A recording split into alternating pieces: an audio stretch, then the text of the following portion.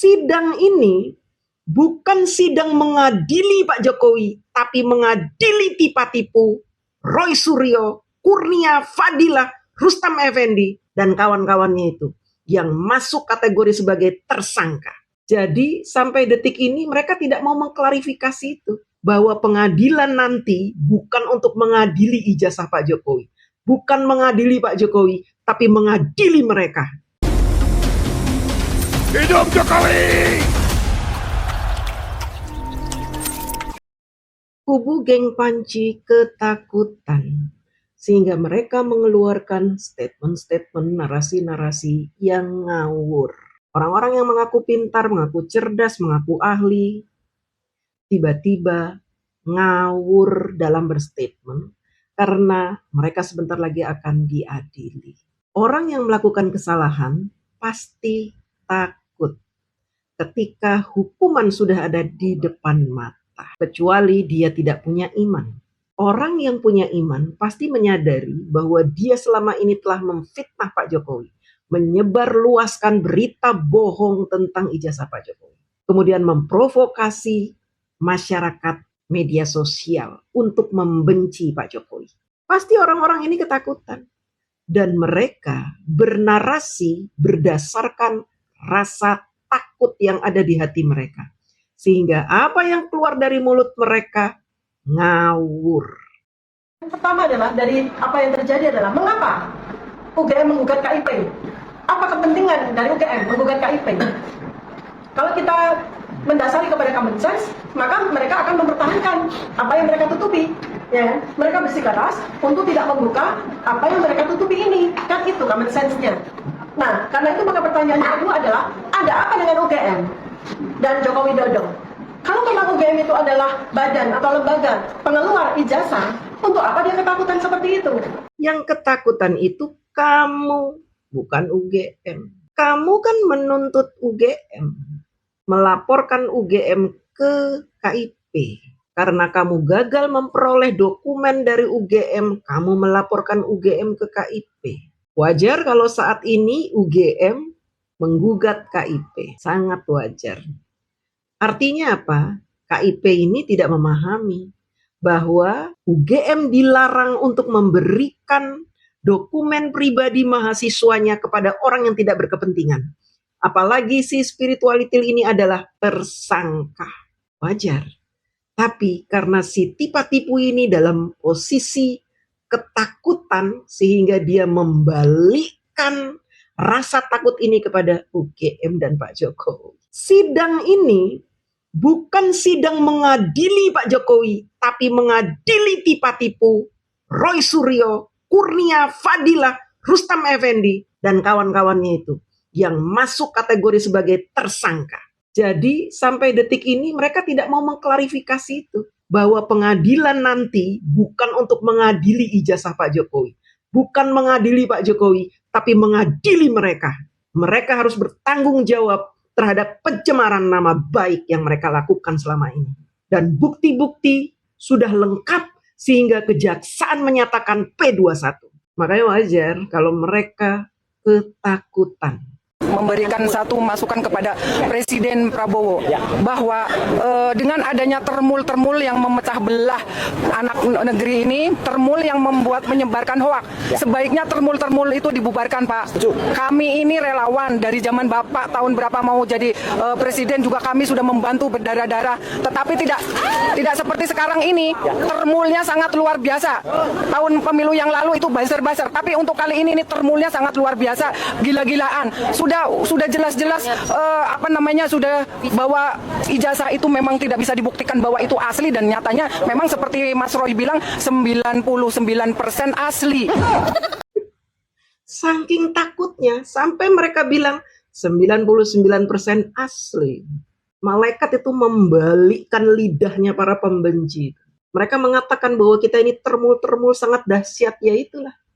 Kedahsyatan termul-termul membela Pak Jokowi karena perintah dari langit kepada kami untuk membela orang yang benar. Sekalipun saat ini adalah akhir zaman di mana fitnah merajalela dan kalian ante-ante dajjal menyebarkan fitnah, Tetapi tetap saja Allah akan memenangkan orang yang benar, orang yang terfitnah. Makanya jangan heran kalau termul-termul ini sangat luar biasa perjuangannya. Sekarang kalian minta tolong sama Pak Prabowo. Kalian nggak milih Pak Prabowo. Ngapain minta tolong sama Pak Prabowo? Kalian berdarah-darah dulu. Kami juga berdarah-darah melawan kalian. Memangnya kalian saja yang berdarah-darah? Hanya saja kami ini waras. Kalian tidak waras. Kalian mendukung orang yang kalah. Modar kalian. Jika saya katakan seseorang yang berinisial Fufu Fafa itu ya tidak pernah sama sekali dilakukan pencarian orangnya siapa, penyelidikan siapa orangnya, kemudian dilakukan penangkapan dan penahanan, sedangkan dia sudah jelas-jelas terindikasi adalah seseorang yang hari ini cukup penting, bahkan sangat penting posisinya di negeri Republik ini. Oleh karena itu, apa alasan Anda mengejar-ngejar kami? Saya ingin mengatakan satu hal, pernah mendengar bahwa pemenang Olimpiade itu dihargai sampai 6 miliar rupiah jika bisa mendapatkan medali emas. 1.650 miliar, 1 miliar 650 juta jika bisa mendapatkan perak, lalu mendapatkan.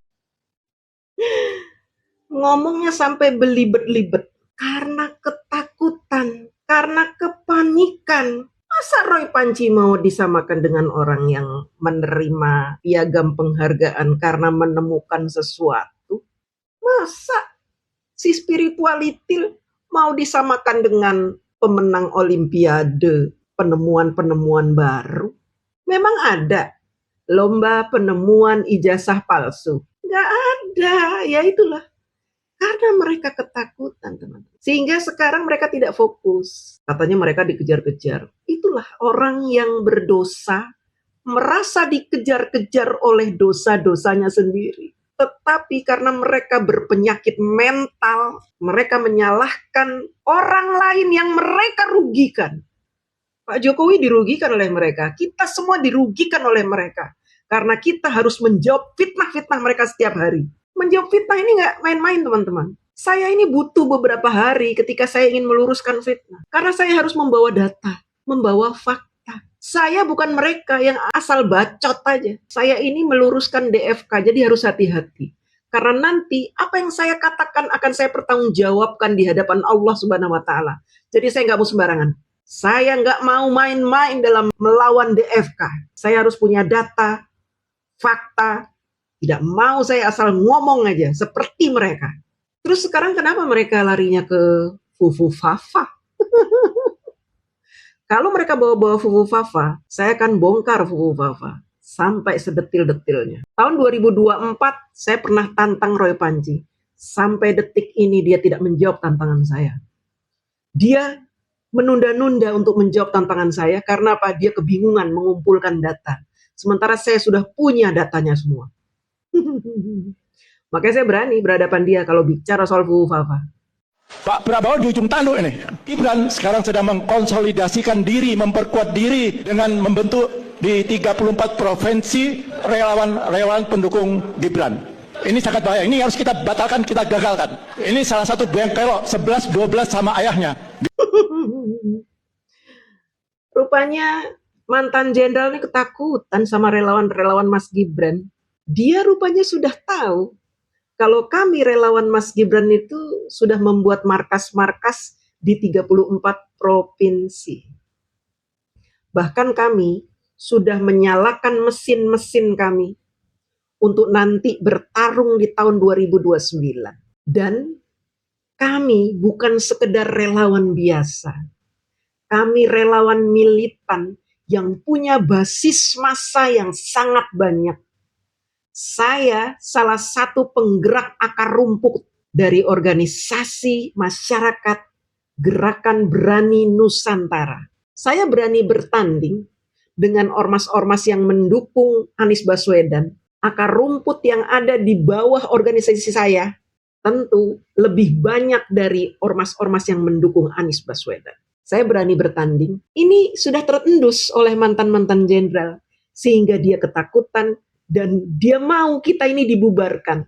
Dasmu somplak itu dibubarkan. Kami ini berdiri bukan dengan dana oligarki atau mafia. Kami berdiri karena tekad kami membela Mas Gibran dan Pak Jokowi. Kami adalah relawan yang setia mendukung Pak Jokowi dan Mas Gibran sampai detik ini. Kesetiaan kami sudah kami ukir sejak tahun 2014 hingga hari ini. Dan saya mengumpulkan semua relawan-relawan yang setia kepada Bapak Jokowi dan Mas Gibran. Mati-matian. Enak aja mau dibubarin. Hak kami untuk berkumpul dan berserikat. Jangan macam-macam kamu.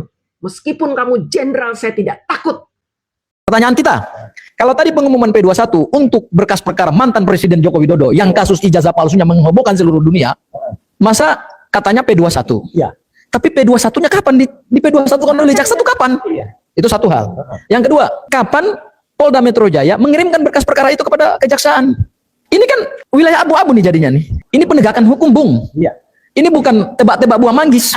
Bahkan seorang pengacara sekali bergopur ini pun ikut tolol tentang P21.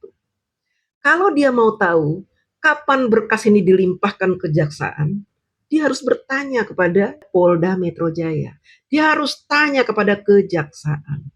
Kenapa dia tidak mau bertanya dan justru bertanya kepada netizen yang nggak tahu apa-apa? Karena mereka ketakutan. Sudah pasti mereka akan kehabisan banyak uang.